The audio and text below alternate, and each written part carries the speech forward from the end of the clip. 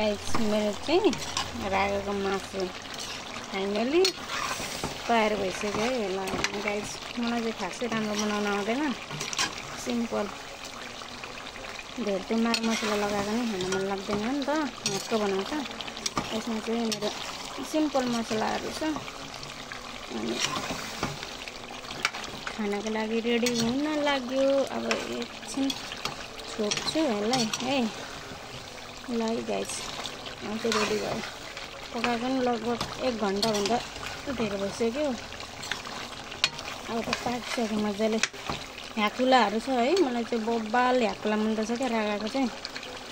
म पहिले रागाको मासु खान्दिनँ थिएँ नि त, पछि खान थालेको। मलाई एलर्जी हुन्थ्यो, अहिले चाहिँ खान थालेको छु। अहिले चाहिँ एलर्जी हुँदैन गाइस। ल हेर्नुहोस् है, यस्तो भयो। अब यहाँ सट्ट धनियाँ छर्न पाइँदा हुन्छ, धनियाँ छैन गाइस, के गर्ने है। ल है, हाम्रो चाहिँ फुलपाती यस्तै भयो। फुलपाती तयार हुँदैछ। तपाईँहरूको के कस्तो हुँदैछ? खासै बनाउन आउँदैन मलाई है।